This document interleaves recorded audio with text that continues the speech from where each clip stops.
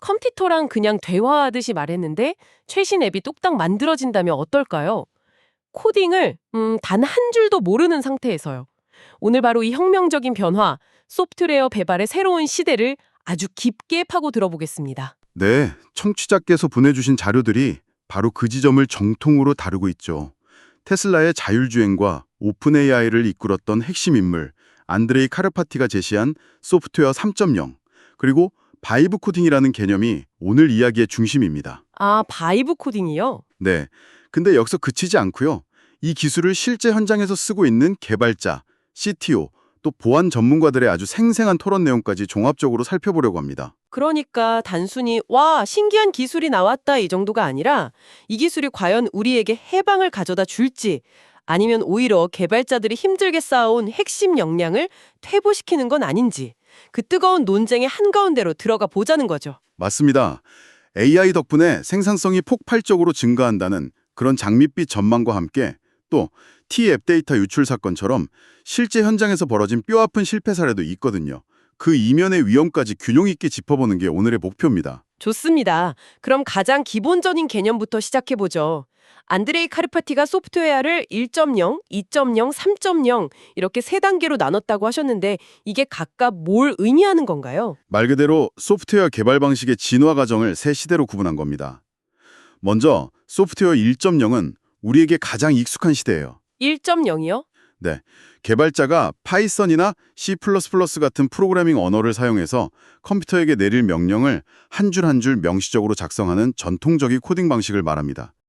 소위 말하는 노가다 코딩. 저도 예전에 C 언어 배운다고 세미콜론 하나 빼먹어서 밤새 고생했던 기억이 나네요. 바로 그겁니다.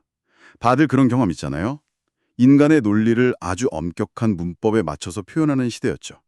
그러다 소프트웨어 2.0 시대가 열립니다. 2.0이요? 네, 바로 신경망, 그러니까 인공지능 모델의 등장과 함께요. 이건 접근법이 완전히 달라요. 고양이 사진을 구분하는 프로그램을 짤 때 귀는 뾰족하고 수염이 있으며 이런 식으로 규칙을 직접 코딩하는 게 아니에요. 아, 그럼 어떻게 하는데요? 고양이 사진 수백만 장을 모델에게 그냥 보여주는 겁니다. 이게 고양이야 라고 알려주면서요.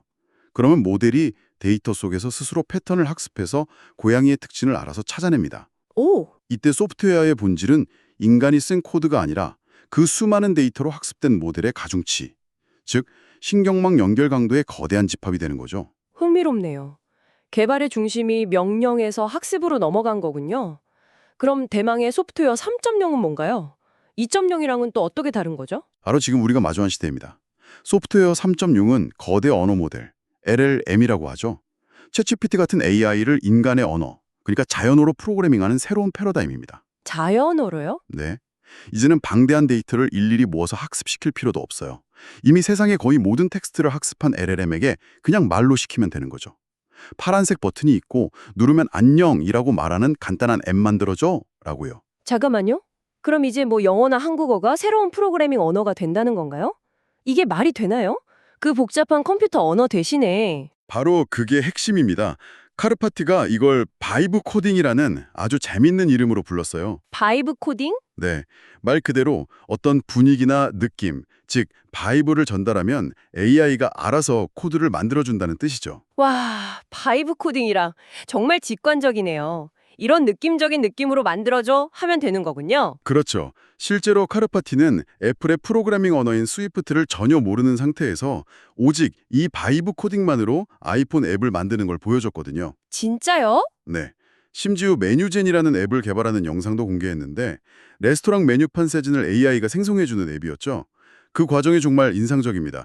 메뉴 리스트가 너무 밋밋한데 좀 더 세련된 디자인으로 바꿔줘 라고 말하면 AI가 즉시 UI 코드를 수정해주는 식이에요. 와, 아이디어만 있으면 누구나 앱을 만들 수 있는 시대가 진짜 오는 거군요. 이건 거의 기술의 민주화라고 불러도 될 정도인데요. 맞아요. 스타트업 같은 곳에서는 프로토타입 만드는 속도가 비교도 안 되게 빨라지겠죠. 자료에 따르면 실제 개발 속도가 최대 40%까지 향상되었다는 보고도 있습니다. 40%요? 네. 그래서 개발자들은 이제 로그인 폼을 만들거나 데이터베이스를 연결하는 등의 반복적인 작업에서 해방돼서 더 창의적이고 본질적인 아키텍처 설계에 집중할 수 있게 된다는 해방론이 힘을 얻고 있죠. 개발자의 역할 자체가 바뀌는 거네요. 코드를 한 줄씩 재는 벽돌공이 아니라 전체 건물의 청사진을 그리는 건축가처럼요. 정확합니다. 심지어 한 자료에서는 10배 개발자의 정의가 바뀔 거라고 예측해요. 과거에는 혼자서 남들보다 10배 많은 코드를 짜는 사람이었다면 미래의 10배 개발자는 10개 AI 에이전트를 효과적으로 지휘하고 관리하는 오케스트레이터가 될 거라고요. 오케스트레이터라 말이 멋있긴 한데 한편으로는 좀 불안한데요. 자료들에서도 이런 장밋빛 전망만 있는 건 아니잖아요. AI가 코드를 다 짜주면 개발자들은 그냥 AI한테 이래라 저래라 지시만 하는 사람이 되는 거 아닌가요? 그러다 보면 진짜 실력은 오히려 줄어드는 거 아닐까요? 바로 그 지점이 이 논쟁의 가장 날카로운 부분입니다. 이른바 기술 퇴보의 딜레마죠. 보내주신 여러 개발자 포럼의 토론을 보면 이 문제가 아주 심각하게 다뤄지고 있어요. 문제의 핵심이 이걸 얼마나 빨리 만들 수 있는가에서 AI가 이걸 과연 올바르게 만들었는가로 옮겨갔다는 지적이 많습니다. 올바르게 만들었는가? 그게 무슨 뜻이죠? 일단 프로그램이 돌아가면 올바르게 만든 거 아닌가요? 전혀 그렇지 않습니다. AI가 만든 코드는 겉보기엔 완벽하게 작동하는 것처럼 보일 수 있어요. 하지만 그 안에 아주 미묘한 논리적 오류나 나중에 시스템 전체를 마비시킬 수 있는 성능 문제 혹은 치명적인 보안 어점을 숨기고 있을 수 있다는 거죠. 그럴듯해 보이는데 틀렸다는 게 더 무서운 거네요. 맞아요. 사람도 자기가 짜지 않은 코드는 이해하기 어려운데 AI가 짠 복잡한 코드는 오죽하겠어요. 한 시니어 개발자의 토로가 기억에 남습니다. 새벽 2시에 원인 모를 버그와 씨름하면서 시스템의 가장 깊은 곳까지 이해하게 되는 그런 뼈아픈 경험이 진짜 실력을 만든다고요. 그 심정 알 것 같네요. 성장할 수 있는 경험을 사다리가 통째로 치워져 버릴 수 있다는 아주 심각한 경고도 나옵니다. 듣고 보니 정말 심각한 문제네요. 단순히 기능이 작동하는 걸 넘어서 보안 같은 눈에 보이지 않는 품질은 어떻게 보장하죠? 기술 퇴보가 결국엔 더 위험한 시스템을 만드는 결과로 이어질 수도 있겠어요. 그 부분이 현재 가장 큰 우려입니다. 한 보안 전문가는 현재의 AI 주도 개발 워크플로우를 악몽이라고까지 표현했어요. 악몽이요? 네, 구체적인 위험 사례 몇 가지가 자료에 언급되는데요. 첫 번째는 과도한 권한 부여입니다. 과도한 권한 부여요? AI한테요? 네, 개발자들이 편의를 위해서 코드를 수정하는 AI 에이전트에게 시스템 전체를 제어할 수 있는 관리자 권한을 그냥 줘버리는 경우가 있다는 겁니다. 이건 비유하자면 책임감도 없고 보안 개념도 없는 인턴 사원한테 회사 서버실의 마스터키를 통째로 쥐어주는 것과 똑같습니다. 생각만 해도 아찔한데요. 실제로 그런 일이 있다니 믿기지가 않네요. 두 번째는 감사 추적의 부재입니다. AI가 시스템을 여기저기 수정했는데 나중에 문제가 터졌을 때 도대체 누가, 언제, 왜 이 코드를 바꿨는지 추적하기가 거의 불가능하다는 겁니다. 인간 개발자는 Git 같은 버전 관리 시스템에 작업 기록을 꼼꼼하게 남기지만 AI 에이전트는 그런 기록을 남기지 않는 경우가 많거든요. 책임 소재가 불분명해지는 거죠. 범인은 있는데 증거가 없는 상황이네요. 마지막 위험은 뭔가요? 인간 코드 리뷰의 우회입니다. 원래는 한 개발자가 코드를 작성하면 다른 동료 개발자가 그 코드를 꼼꼼히 검토하는 코드 리뷰 절차가 있잖아요. 네, 있죠. 그런데 AI가 작성했고 자동화된 테스트도 통과했으니까 괜찮겠지라면서 이 과정을 생략하고 코드를 바로 시스템에 반영하는 자동화 워크플로우가 늘고 있다는 겁니다. 이건 정말 위험한 발상이에요. 왜죠? 테스트를 통과했는데도 위험한가요? 물론이죠. 자동화된 테스트는 보통 기능이 정상적으로 작동하는지만 검증합니다. SQL 인젝션처럼 데이터를 통째로 훔쳐갈 수 있는 교묘한 보안 하점까지는 잡아내지 못하는 경우가 대부분이거든요. 결국 인간의 비판적인 시선과 경험이 마지막 안전장치인데 그걸 스스로 걷어차는 셈이죠. 이론적인 위험 말고 그래서 실제로 사고가 터진 사례가 있나요? 자료에서 2025년에 있었던 사건들이 언급됐던데요. 네, 아주 충격적인 사례들이 있습니다. 가장 널리 알려진 게 T앱이 데이터 유출 사건입니다. T앱이요? 네, 이 앱 개발팀이 시장 출시 속도에만 매달린 나머지 AI가 생성한 코드를 제대로 된 보안 검토 없이 사용했다고 해요. 그 결과 앱 출시 바로 당일에 모든 사용자의 개인정보가 인터넷에 유출되는 대참사가 벌어졌습니다. 세상에, 바이브 코딩이 낳은 속도의 비극이네요. 비극은 여기서 그치지 않습니다.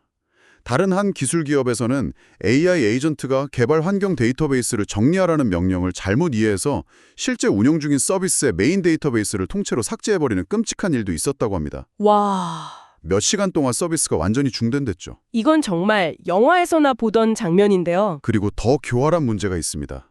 바로 AI 환각 현상이에요. 환각이요? 네. MIT의 한 연구 결과를 보면 AI가 생성한 코드 중에 아주 그럴듯해 보이지만 실제로는 전혀 작동하지 않거나 특정 조건에서만 시스템 장애를 일으키는 환각 코드가 상당수 발견되었다고 합니다. 이런 코드는 찾아내기가 정말 어렵습니다. 듣다 보니 장점보다는 단점이 훨씬 커 보이는데요. 이 기술 그냥 쓰지 말아야 하는 거 아닌가요? 하지만 이미 거스를 수 없는 흐름이 된 것도 사실입니다. 그래서 모든 자료들이 공통적으로 하나의 해법을 제시합니다. 바로 인간과 AI의 현명한 협업, 그리고 인간의 통제권 유지죠. 여기서 카르파티가 테슬라에서 자율주행 기술을 개발할 때 썼던 자율성 슬라이더라는 개념이 아주 훌륭한 비유가 됩니다. 자율성 슬라이더요? 그게 뭔가요? 자동차의 볼륨을 조절하는 다이얼을 생각하시면 쉬워요. AI에게 처음부터 100% 완전한 자율성을 맡기는 게 아니라 작업의 종류나 위험도에 따라 인간이 AI의 자율성 수준을 슬라이더처럼 조절하는 겁니다. 아, 예를 들어 아주 단순하고 반복적인 코드를 만들 땐 자율성을 80%, 90%까지 올려서 AI에게 거의 맡기고요. 사용자의 결제 정보를 다루는 민감한 코드를 짤 때는 자율성을 10% 이하로 낮춰서 AI는 단순 제안만 하게 하고 모든 최종 결정은 인간이 내리는 거죠. 그러니까 AI를 만능 해결사로 맹신하는 게 아니라 일은 아주 잘하지만 가끔은 상상도 못할 엉뚱한 실수를 저지르는 신입사원이나 인턴처럼 대해야 한다는 거군요. 옆에서 계속 지켜보고 관리하면서요. 정확히 그겁니다. AI를 통제 불가능한 블랙박스가 아니라 우리가 관리하고 감독해야 할 강력한 도구로 보는 관점의 전환이 필요한 거죠. 그래서 미래 개발자에게 요구되는 핵심 역량도 완전히 바뀌고 있습니다. 어떻게 바뀌고 있죠? 특정 프로그래밍 언어의 문법을 달달 외우는 능력은 더 이상 중요하지 않게 될 겁니다. 그보다는 여러 시스템들이 어떻게 데이터를 주고받고 상호작용하는지 그 전체적인 그림을 이해하는 시스템 사고력이 훨씬 중요해져요. 숲을 보지 못하고 나무만 보는 개발자는 AI에게 제대로 된 지시를 내릴 수 없으니까요. 그리고 자기가 원하는 바를 AI가 오해하지 않도록 명확하고 정확하게 전달하는 능력도 중요해지겠네요. 소위 말하는 프롬프트 엔지니어링이요? AI와의 커뮤니케이션 능력이 핵심 기술이 되는 거군요. 그리고 무엇보다도 AI가 내놓은 결과물을 의심하고 무자비할 정도로 검증하는 리뷰 및 확인 능력이 가장 중요해질 겁니다. 한 보안 전문가는 이렇게 강조하더군요. AI가 생성한 코드는 제로 트러스트, 즉 절대 믿지 않는다는 자세로 접근해야 한다고요. 일단 틀렸을 거라고 가정하고 샅샅이 뜯어보는 비판적 사고가 필수적인 시대가 오는 겁니다. 알겠습니다. 오늘 정말 흥미로운 여정이었네요. 정리를 좀 해보죠. 소프트웨어 3.0과 바이브 코딩이라는 누구나 말로 소프트웨어를 만들 수 있는 거대한 변화의 물결을 살펴봤습니다. 기술의 민주화라는 눈부신 미래의 이면에는 개발자의 기술 퇴보와 상상 이상으로 심각한 보안 위협이라는 짙은 그림자가 함께 존재하고 있었고요. 네. 그리고 그 해법은 AI를 맹목적으로 따르는 게 아니라 자율성 슬라이더 개념처럼 우리가 주도권을 쥐고 AI를 강력한 협업 도구로 활용하는 데 있었습니다.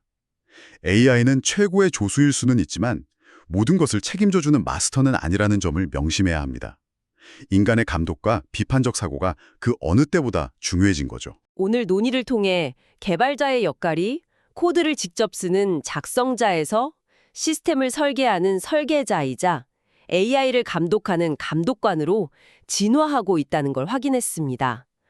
여기서 마지막으로 한 가지 정말 중요한 질문을 던져보게 되네요. 어떤 질문이죠? 과거의 위대한 개발자들은 단순하고 반복적인 코딩, 그리고 밤을 새워 버그를 잡는 그 뼈아픈 경험을 통해서 시스템에 대한 깊은 통찰력을 얻었습니다. 그런데 AI가 그 고통스러운 과정을 모두 대신해주는 미래에 다음 세대의 개발자들은 과연 어떻게 그런 깊이를 가질 수 있을까요? 소프트웨어 3.0 시대의 견습 과정은 도대체 어떤 모습이어야 할까요? 다음 세대의 위대한 설계자들을 어떻게 길러낼 것인가에 대한 고민이 오늘 우리 모두에게 새로운 숙제로 남은 것 같습니다.